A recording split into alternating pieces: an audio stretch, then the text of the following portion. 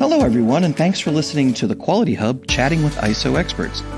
I'm your host, Xavier Francis, and I'm here with the delightful Erin Finnegan, Instructional Designer and Program Development Manager here at CORE. Glad you could join us. Thank you for having me. I'm so excited. It's great to have you here. Now, as we approach the end of 2023, we'll be looking at the upcoming year with eyes on marketing, reviewing, and overall business needs. But today, we're going to be talking about training and design and what all goes into them with Erin Finnegan. So, Erin, before we begin, could you share with us a little bit about your journey? Sure. So, I have a background in radio television. So, I have an undergrad in mass communications. And when I graduated, I was like, I don't know what to do with my life. And the university that I attended, which is right down the road from our CORE office, had an instructional design master's program. So I started that, and that's where I've been ever since. In the program, there was a point where you were towards the end and you needed an internship. And I really liked staying within the area. And I went online and I found a little small business called Core Business Solutions. And I applied for an internship. So I always pride myself in being the first core intern. So after I graduated, I started here as a full-time employee 2 weeks later. And actually January 1st, 2024 will be my 6-year anniversary here as an employee, which is insane. Great. But the one thing I always say about instructional design, because not a lot of people know what it is, it's creating training. It's creating educational tools for getting information out there. And my favorite thing is that I'm always learning. I could be learning about any topic, and that's the cool thing. I never thought I'd be learning about ISO, so it's taken me here. Yeah, and I started not long after you full-time. So, and we've been working together here pretty much for the whole time, and we work closely together with training. And with me on the video and audio end and you doing the development. It's really great that we could talk about this topic here on the podcast, because I think people aren't quite aware what all goes into training and how the design works and how we try to focus primarily here at CORE on getting education to our customers in a way that all of them can understand it and use it. That's why we're here today.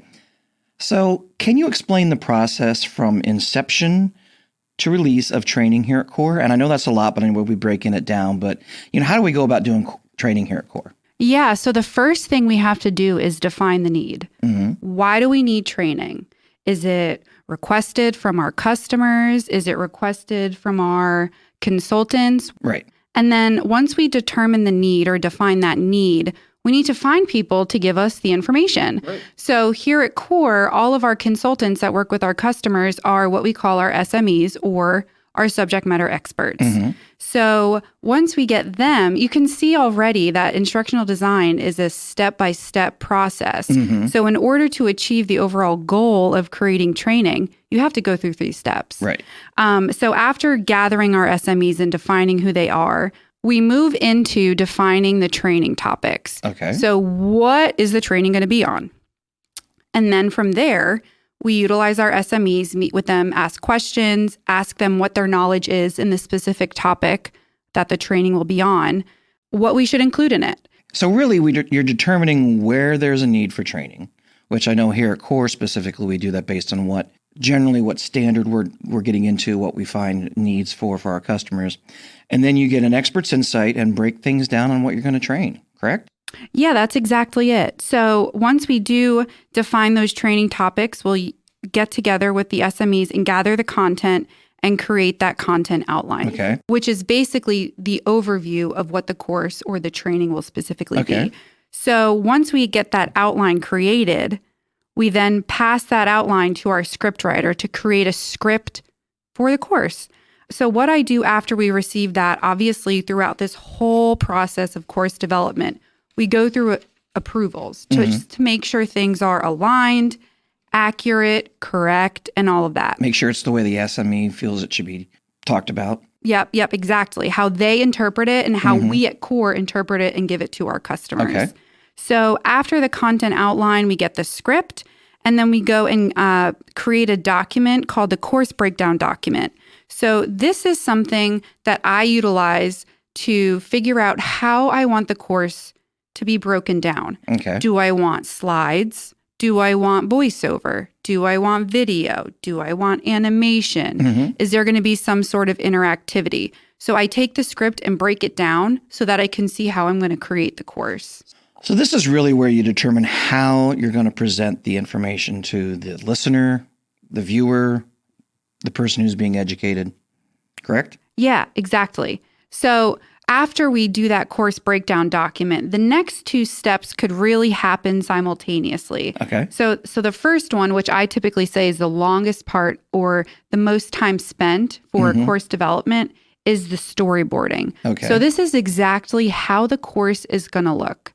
Branding, colors, fonts, images, graphics, how things will be presented on a slide. So it's similar to the process you might go through in a movie when they storyboard. This slide is going to have this stuff on it. This slide is going to have this stuff. This is how we're going to present this. We're going to use voiceover and some animation. This one we're going to do straight video, right? Yep, exactly. And it's important to note that in the storyboarding phase, there's no audio or video included. Okay. I'll usually include something where it says video here or audio here, just so that whoever's on the review team for the storyboard can see what will be happening when we move on to that phase. So then after that, or happening at the same time, would be recording the voiceover and the video based on the course breakdown document. Gotcha. So once that storyboard is completed, I then send it out to our review team. Okay. So again, going back to reviews, we need to make sure that everything's approved before we move on to the next step. So it's sent out to the team, and once it's approved for content, presentation, and all that fun stuff, I then gather the completed voiceover, video, and any graphics created, and then I move on to development. Okay. So this is where you and I often do our thing in that part of the process, where we get in the studio, maybe we go on site, or sometimes we shoot in-house for the video, for the voiceover. If you need graphics and specific things, you might go to Maddie, who's our graphic designer, and say, hey, this is what I envision for this. And she's been putting that stuff together. Yeah, exactly. So we move on to development. So we add in the videos, kind of like what you said. They could be animation as well. So something that you do is I'll create the animation, and then you take the video that we recorded and you edited and you put it together, which not a lot of people know we do that. They think it's all done in the same thing, but it's really two different programs just coming together into one, which is really cool. Yeah, that is cool. Yeah. So also interactivity. You might be thinking, what is interactivity when it comes to training? It could be something like clicking here to learn something more, or dragging something across the screen and dropping it on the other side. That's interactivity within a slide. I also will line up the voiceover with the content. So as the voice says something, which is typically you or I, and of course, shout out to us. I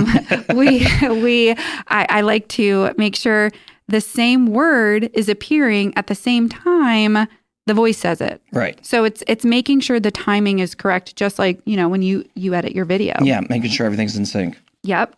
So after typically lining up all the voiceover, video, animation, interactivity, we also include stuff on knowledge. Okay. We don't want to include a quiz at the end of the course because sometimes it overwhelms someone. I know like when I was in school and I'd take training or even go to class, and then at the end of the semester, there's this huge quiz, which really could make or break your grade. Yeah. It's overwhelming. So something that we like to do is we like to create knowledge checks, which is basically assessment questions spread throughout the training.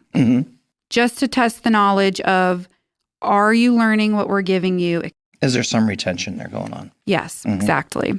So after all the course components are put together, the course is then sent out to our review team for final review. Okay.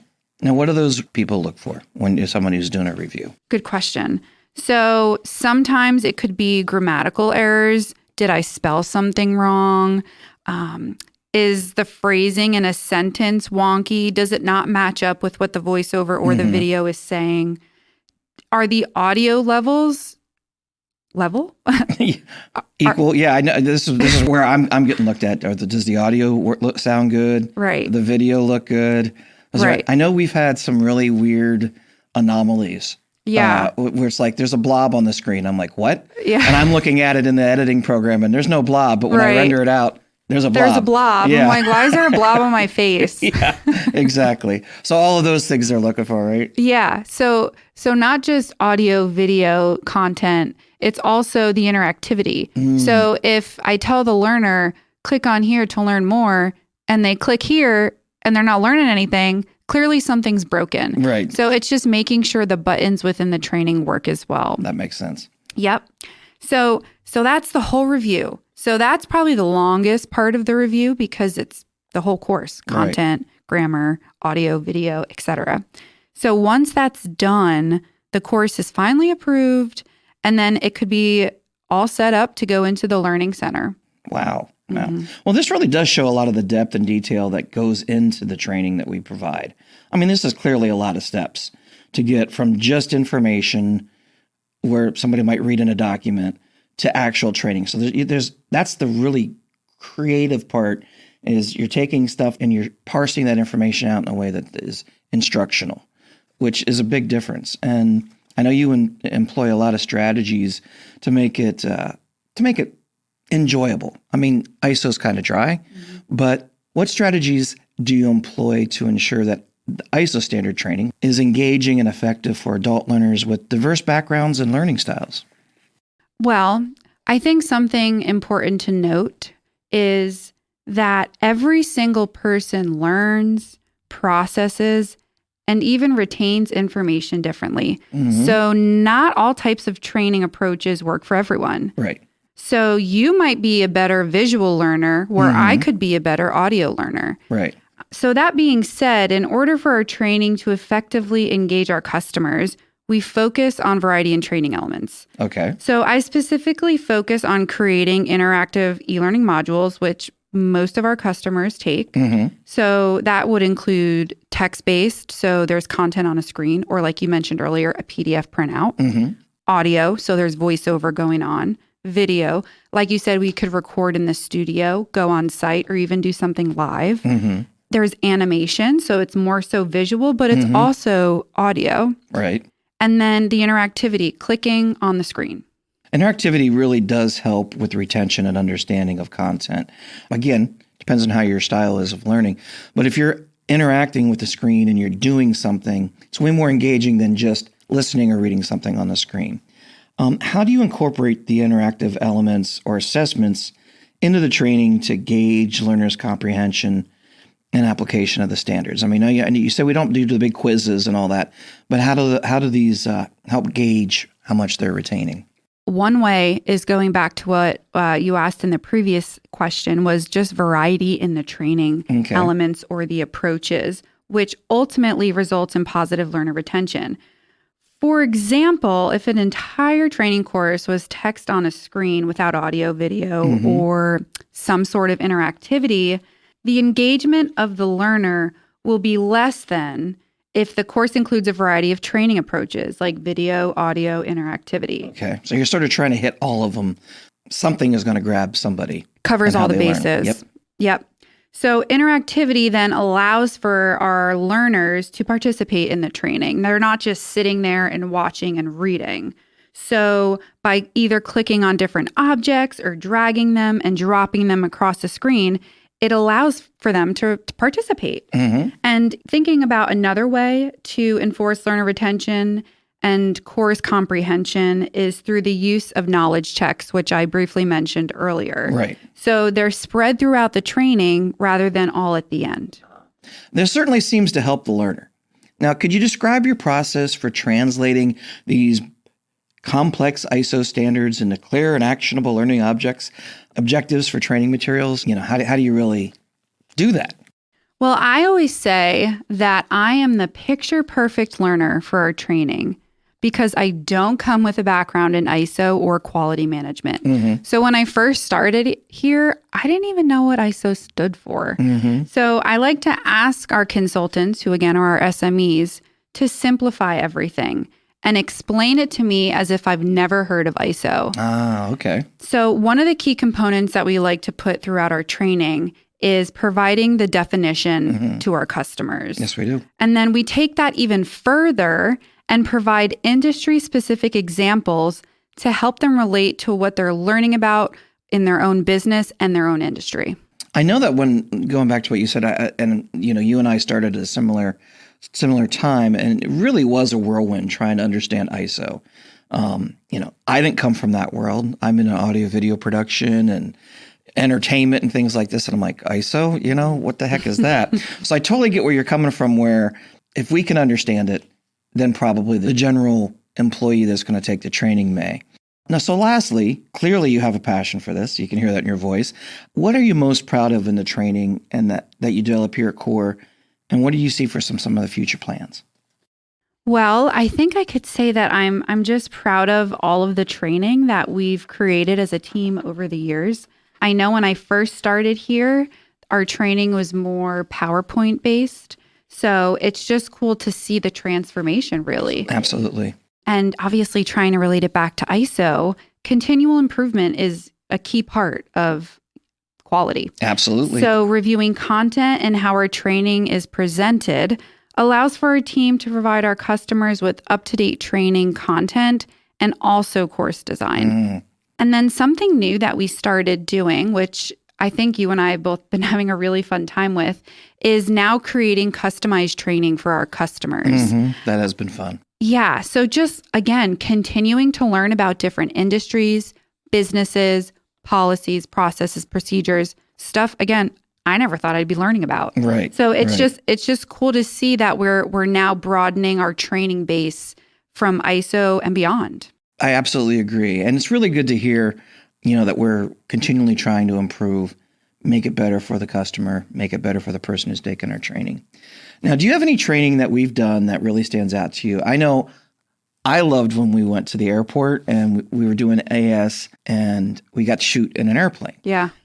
But it was kind of small. It was a little small. Now, this was years ago, so we both were a little different looking. Yeah. In a good way. Yeah. So, yes, I remember it was a really hot day. I think it was in like the end of July or early August. Yep. And you and I crammed ourselves into an airplane. It was a 2-seater at most with a little luggage place.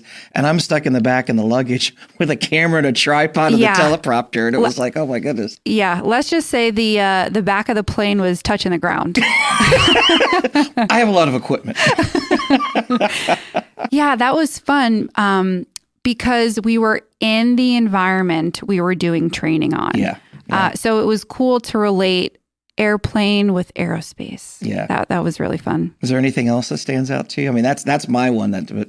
Well, we like to have fun at Core, right? Yep. So, and we do our own training. Right? Our own Core employee training. Was it last year? I think we created a music video for our core values, and that was so fun and funny. Yes. Just catching people in different elements and seeing what their personalities were. Yep. Oh, it was so fun. Yeah. We got to use a lot of our own employees in a lot of it. So it was really neat to work with them in a way that's different than just your everyday. Your day-to-day. Your day-to-day. Yeah. Yep. Mm-hmm. Well, this has really been fun and enjoyable, to learn how our training is done and what we go through and what you go through to make it a pleasant educational experience for our customers. Thanks so much for being here. Thank you for having me. This was a blast. It is, isn't it? I love it. And we want to thank everyone who's listened to our podcast today. We hope it's been informative for you and fun. If you're looking for more information about Core Business Solutions and how we can help you with ISO certification or cybersecurity or even customized training, please email us at info@thecoresolution.com. You can also visit our website at www.thecoresolution.com. And if you haven't already followed us on your favorite podcast platform, be sure to do so. That way you won't miss the next Quality Hub podcast when it's released next week. Have a great day, everyone.